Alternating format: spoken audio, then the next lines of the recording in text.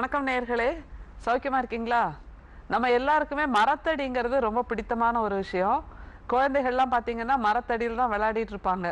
இளைஞர்கள் அங்கே உட்காந்து புத்தகம் படிச்சுக்கிட்டு கதை பேசிட்டு இருப்பாங்க. முதியவர்களும் அங்கே இருந்து ஓய்வு நேரத்தில் ஓய்வு எடுத்துட்டு இருப்பாங்க. பெண்களை பார்த்தீங்கன்னா சொல்லவே வேண்டாம், மரத்தடிங்கிறது அவர்களுடைய வாழ்விடமாகவே ஆகி போயிடும். அந்த மாதிரியான சூழல் ஒரு காலத்தில் நம்ம நாட்டில் இருந்தது. ஆனால் இப்போ அந்த மாதிரி நிலை இருக்கா அப்படின்னு பார்த்தா நிச்சயமாக இல்லைன்னு சொல்லலாம். மரத்தடிகள் காணாமல் போய்விட்டன. அந்த மரத்தில் இருந்த பறவைகள், குருவிகள் எல்லாமே கூட காணாமல் போய்விட்டன. மரங்களும் கொஞ்சம் கொஞ்சமாக அழிந்து கொண்டு இருக்கின்றன என்று அந்த சுற்றுச்சூழல் ஆர்வலர்கள் நிறைய சொல்லிக்கிட்டு இருக்காங்க. இதை காப்பாற்றணும், இந்த மாதிரி சூழலை இனிமே விட்டுறக்கூடாது, எல்லா இடங்கள்லையும் மரம் வளர்க்கணும், அதோட அந்த மரத்தோட அருமையை பற்றி எல்லாருக்கும் விழிப்புணர்ச்சி ஏற்படுத்தணுங்கிறது எல்லார் மனதிலையும் இருக்கு. ஆனால் அதை எப்படி செய்யறது, அதுதானே ஒரு மிகப்பெரிய கேள்விக்குறி. வைரமுத்து ஒரு கவிதையில சொல்லுவார், மறந்தான் மறந்தான் மனிதன் மறந்தான், மரம்தான் ஜீவன் என்பதை மறந்தான் அப்படின்னு. மனிதன் மறந்து விட்டான் மரம்தான் நமக்கு உயிர் என்பதை. ஆனால் இப்போது சில சுற்றுச்சூழல் ஆர்வலர்கள் கிளம்பி இருக்கிறார்கள் கோவையிலிருந்து. அவர்களுடைய முக்கிய தலையாய பணி என்னன்னா, மரம்தான் நமக்கு ஜீவன் அப்படிங்கிறத திரும்ப திரும்ப நமக்கு நினைவூட்டுறதுதான். பசும் புலரி, சிறு துளி என்ற 2 அமைப்புகளை சேர்ந்த திட்ட ஒருங்கிணைப்பாளர் திரு ரவீந்திரன் அவர்கள் வந்திருக்கிறாங்க. அவங்க கிட்ட நம்ம இந்த அமைப்பு என்னெல்லாம் செயல்படுது, எப்படியெல்லாம் இந்த பசுமை திட்டத்தை மக்களிடம் கொண்டு போய் சேர்க்கிறார்கள் அப்படிங்கிறத கேட்டு தெரிஞ்சுக்கலாம். வணக்கம் ஐயா. வணக்கம். இப்படி ஒரு பசுமை சூழ்ந்த ஒரு அமைப்புல உட்கார்ந்து உங்களோட பேசுறது நமக்கு சந்தோஷமா இருக்கு, மனசுக்கு நிறைவா இருக்கு, இதமா இருக்கு. நிறைய குடியிருப்பு வளாகங்களில் பார்த்தீங்கன்னா ஒரு ரிசர்வ் சைட்னு தனி ஒதுக்கீடுப்பட்ட தனி ரிசர்வ் சைட்னு சொல்லுவாங்க.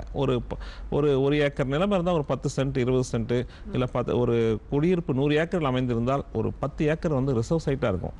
அதெல்லாமே வெறும் முள் புதர் சூழ்ந்து ரொம்ப விஷ செடிகள், பார்த்தீனியம் போன்ற விஷ செடிகள் சூழ்ந்து இருக்கும். நாங்கள் அங்கெல்லாம் சென்று என்ன சொல்கிறோன்னா, இதெல்லாம் அகற்றி இங்கேயெல்லாம் மரங்கள் நட்டு பராமரித்தீங்கன்னா இந்த ஏரியாவே மைக்ரோ கிளைமேட்னு சொல்லுவாங்க. அந்த இடத்துல அந்த 100 ஏக்கரில் கிளைமேட் கண்டிப்பாக 1 டிகிரி குறைஞ்சிரும்.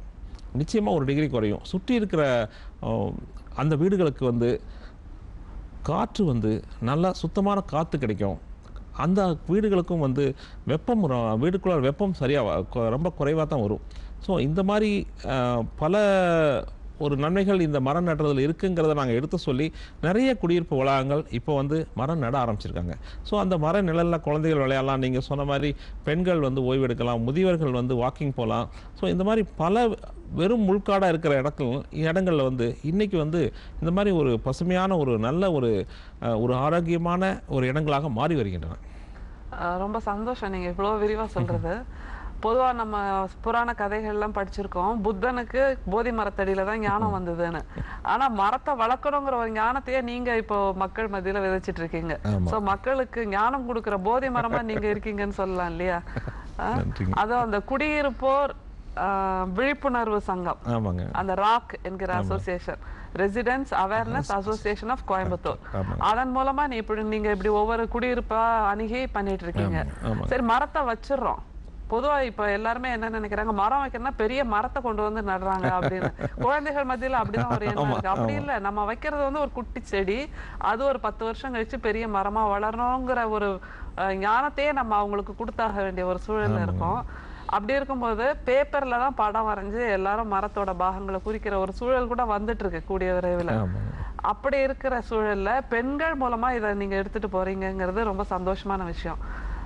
அந்த குடியிருப்போர் நல சங்கங்கள்ல இருக்கிற பெண்கள் எப்படியெல்லாம் இதை அணுகலாம் நீங்க நினைக்கிறீங்க? ஏன்னா இப்ப எல்லா இடத்துலயுமே அடுக்குமாடி குடியிருப்பு தான் ஜாஸ்தியா இருக்கு. மரம் வைக்கணும்னு நினைச்சா கூட அதை வளர்க்கறதுக்கான இடம் இல்லை இல்லையா? சோ அவங்களுக்கு நீங்க என்ன சொல்றீங்க? அதுவும் கோயம்புத்தூர்ல இப்ப இந்த அடுக்குமாடி கலாச்சாரம் மிக வளர்ந்துட்டு இருக்கு. தனி வீடுகள் இல்ல. சோ இந்த மாதிரி சூழல்ல எப்படி அது ஒரு குறிப்பிட்ட இடத்துல ஒரு மரத்தை வச்சா கூட பண்ண முடியும், பொது மரம்னு ஒரு அக்கறை இல்லாம இருக்கும். ஸோ இதுல நீங்க சொன்ன மாதிரிங்க, அந்த பெண்களுக்கு இந்த மரம் வளர்க்குற அந்த ஒரு திட்டம் ரொம்ப பிடிச்சிருக்கும். ஏன்னா நாங்களும் என்னென்னா ஒரு 2 வருஷத்துக்கு அந்த குழந்தை வளர்க்குற மாதிரி தான் அந்த மரக்கன்றை வளர்க்கணும். பேரே மரக்கன்றுன்னு சொல்கிறோம். 2 வருஷத்துக்கு ஒரு குழந்தை வளர்க்குற மாதிரி தான் வளர்க்கணும். அந்த அளவுக்கு அது தண்ணி ஊற்றணும், பார்த்துக்கணும். பராமரிக்கணும், இல்லாட்டி அது வளராதுங்க. ஸோ அதனால தான் நான் வந்து நாங்கள் திருப்ப நாங்கள் வந்து பெண்களுக்கிட்ட நாங்கள் முக்கியத்துவம் கொடுக்குறோம்.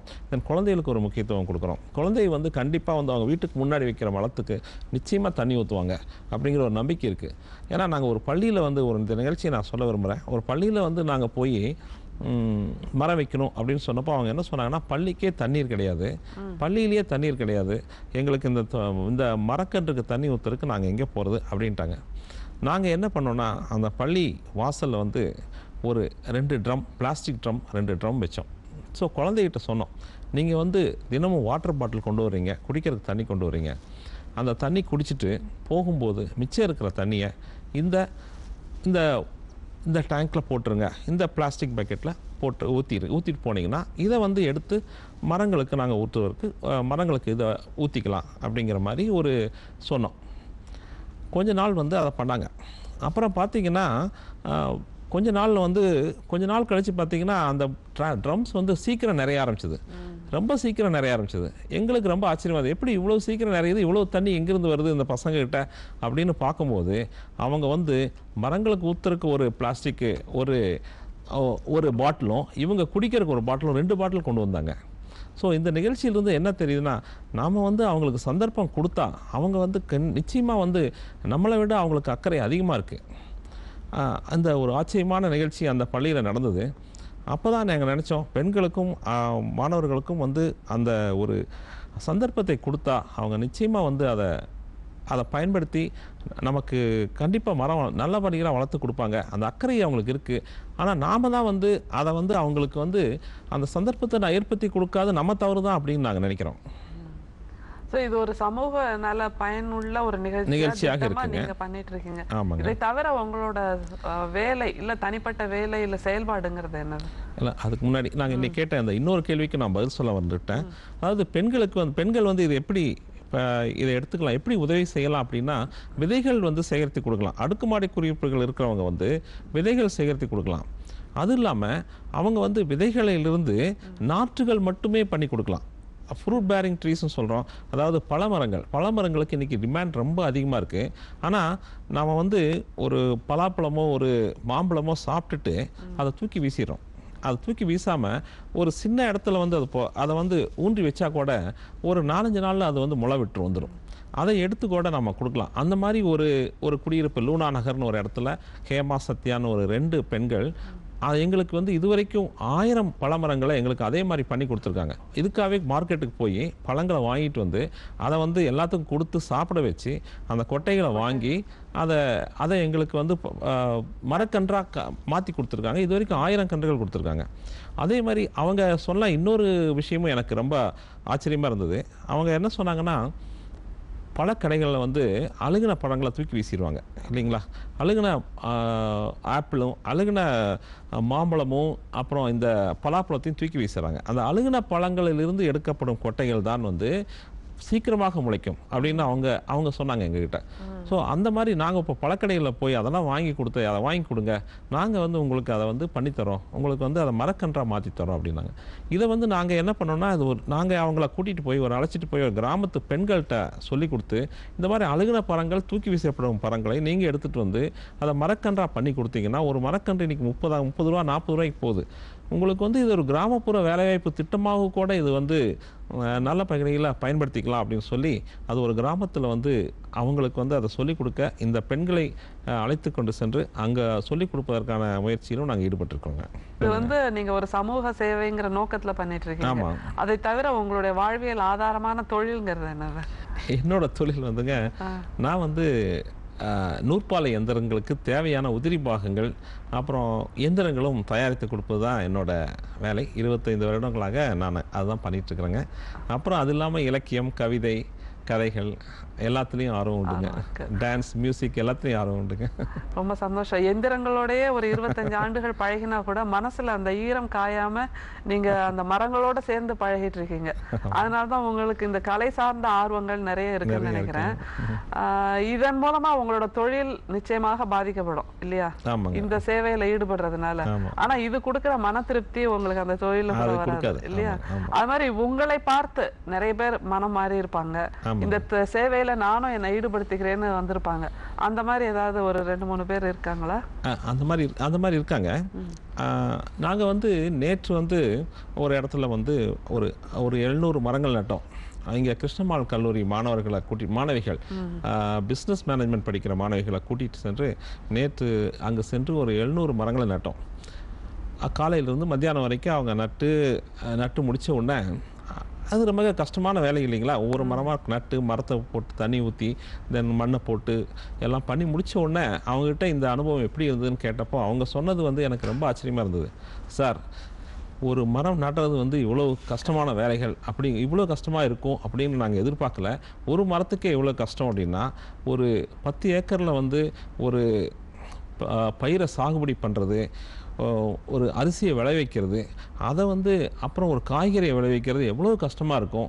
ஒரு விவசாயியோட நிலைமை என்ன அப்படிங்கிறது எங்களுக்கு புரிஞ்சது. இப்போ இதை வந்து தண்ணி ஊற்றுறதுக்கு எவ்வளோ சிரமப்படுறோம். இப்போ இவ்வளவு ஒரு பயிரை விளைவிக்கணும்னா அதுக்காக எவ்வளோ தண்ணி தேவைப்படும், அதை எப்படி அறுவடை பண்ணி அதை கொண்டு வந்து சேர்க்கறது எவ்வளோ கஷ்டம், இதில் எவ்வளோ கஷ்டங்கள் இருக்குன்னு எங்களுக்கு தெரிஞ்சது. அதனால் நாங்கள் வந்து இனிமேல் எங்களுடைய உணவை வீணாக்க மாட்டோம் அப்படின்னாங்க நேற்று. ஸோ அது வந்து எங்களுக்கு ரொம்ப ஆச்சரியமாக இருந்தது. ஸோ இந்த மக்களுக்கு வந்து இந்த அளவுக்கு மாணவர்களுக்கு வந்து ஒரு விழிப்புணர்வு போய் சேருது அப்படிங்கும்போது, இந்த நிகழ்ச்சி வந்து நம்ம மரம் நடுறது தான் ஆரம்பித்தோம். அது ஒரு பக்கம் விதை சேகரிப்பாக போகுது, இன்னொரு பக்கம் வந்து அழுகின பழங்கள் வந்து பணப்பயிராக மாறுது ஒரு பக்கம். இன்னொரு பக்கம் மாணவர்கள் வந்து ஒரு வாழ்க்கையே தெரிஞ்சுக்கிறாங்க. விவசாயிகளோட அவல நிலை இன்றைக்கி என்ன இருக்குது, இன்றைக்கி இருக்கிற அவலநிலை என்ன, அதை பற்றி அவங்க கண்கூட அவங்க தெரிஞ்சுக்கிற ஒரு வாய்ப்பு கிடைக்குது. இந்த மாதிரி பல நிகழ்ச்சிகள் வந்து ரொம்ப ஆச்சரியமாக இருக்குது. நான் ஒரு 2 பேரை பற்றி சொல்லுங்கன்னு சொன்னேன். ஆனால் நீங்கள் ஒரு பெரிய மாணவர்கள் கூட்டத்தை பற்றியே சொல்லியிருக்கீங்க. ஸோ ஒரு மிகப்பெரிய மனமாற்றத்துக்கு நீங்கள் காரணமாக இருக்கீங்க. ரொம்ப சந்தோஷமாக இருக்குது. பொதுவாகவே நம்ம பற்றின ஒரு குற்றச்சாட்டு என்னன்னா, பெற்றோர்கள் குழந்தைகளுக்கு இந்த மாதிரியான ரியாலிட்டியை அறிமுகப்படுத்தாம, உண்மையான நிலையை அறிமுகப்படுத்தாம, ஒரு மேம்போக்கான மாடர்ன் சூழல், ஒரு ஸ்டைலிஷான சூழலே வளர்த்துட்டு இருக்கோம் அப்படின்னு. அந்த மாதிரி இல்லாம நீங்க அவங்களோட மனமாற்றத்தை உண்டாக்குற மாதிரி மண்ணோட அவங்கள பழக வர்றீங்க பார்த்தீங்களா? ரொம்ப சந்தோஷமான நெகிழ்வான விஷயம். நம்முடைய குழந்தைகள் நிறைய பேர் மண்ணை தொட்டு கூட பார்த்திருக்க மாட்டாங்க. ஏன்னா அது தொட்டா அழுக்கு, கையை போய் கழுவிட்டு வா, தொடாத அப்படின்னு சொல்லி வளர்க்குறோம். ஒரு சில பள்ளிகளை நாங்கள் அழைக்கும் போது பெற்றோர்கள் வந்து அதற்கு வந்து எதிர்ப்பு தெரிவிக்கிறதாக ஒரு சில பள்ளிகளை நாங்கள் இன்டர்நேஷனல் ஸ்கூல், ஒரு சில பள்ளிகள், எல்லா பள்ளிகளும் இல்லை, ஒரு சில பள்ளிகளில் அவங்க டீச்சர்கள் என்ன சொன்னாங்கன்னா, என்ன எங்கள் பையனை வந்து மண்ணில் எல்லாம் பட்டதே கிடையாது. அதை ஒரு பெருமையாக சொல்கிறாங்க. அது நமக்கு ரொம்ப கஷ்டமாக இருக்குது. நம்ம பூமாதேவிங்கிறோம், தாய் மடிங்கிறோம். ஆனால் அந்த தாய் மடியை தொடர்றது கூட ஒரு தவறுங்கிற மாதிரி ஒரு உணர்வு இருக்கிறது வந்து ரொம்ப வேதனைக்குரியதாக இருக்குங்க. அதாவது நம்ம இன்னொரு குழந்தையை பற்றி சொல்லணும். சௌமியா அப்படிங்கிற ஒரு பொண்ணுங்க, கதிரிமல் ஸ்கூலில் அந்த பொண்ணு 8th ஸ்டாண்டர்ட் தான் படிக்கிறாங்க. அந்த பொண்ணு வந்து அந்த பொண்ணுக்கு எப்படி ஒரு ஆர்வம்னா, அந்த பகுதியில் இருக்கிற ஒவ்வொரு வீட்டுக்கும் சென்று அவங்ககிட்ட அனுமதி வாங்கி ஒரு 100 மரக்கன்று நட்டுருக்கான். அந்த பொண்ணோட ஆர்வத்தை பார்த்து இந்த 100 மரக்கன்றுக்கும் குழி தோண்டி தரணும் இல்லைங்களா? அவங்க அப்பா வந்து சைக்கிளில் வந்து இந்த டெய்லரிங்காக போகிறவர், சைக்கிளில் வந்து இந்த துணிமணிகளை வச்சு கொண்டு போய் விற்கிறவர். அவர் வந்து அந்த வேலையை செய்யாமல் அவரே வந்து அந்த 100 கன்றுகளுக்கும் குழி தோண்டி கொடுத்துருக்காரு. குழி தோண்டி கொடுத்து அப்புறம் இந்த பொண்ணை இவங்களோட குழந்தைகளை எல்லாம் கூட்டிகிட்டு போய், இவங்களோட நண்பர்களை கூட்டிகிட்டு போய் ஒரு மீட்டிங் எல்லாம் போட்டு எப்படி பண்ணலான்னு சொல்லி மீட்டிங் எல்லாம் போட்டு வீட்டில், அதுக்கப்புறம் எல்லாரும் ஒன்றா சேர்ந்து அந்த 100 மரக்கன்றுகளையும் நட்டதுக்கப்புறம் எங்களை கூப்பிட்டு வந்து அதை போய் காமிச்சாங்க. எங்களுக்கு ரொம்ப சந்தோஷமாக இருந்தது. எதிர்பார்க்கவே இல்லை இந்த மாதிரியெல்லாம் வருவாங்கன்னு சொல்லிட்டு. அந்த பொண்ணு வந்து போன மாதம் டாக்டர் ஏபிஜே அவர்கள் இங்கே கோயம்புத்தூருக்கு வந்தப்போ அந்த பொண்ணை கூட்டிகிட்டு போய் சார்ட்ட அறிமுகப்படுத்தி வச்சோம். அவர் என்ன சொன்னார்னா, நீங்கள் வந்து ஒரு 100 சௌமியாக்களை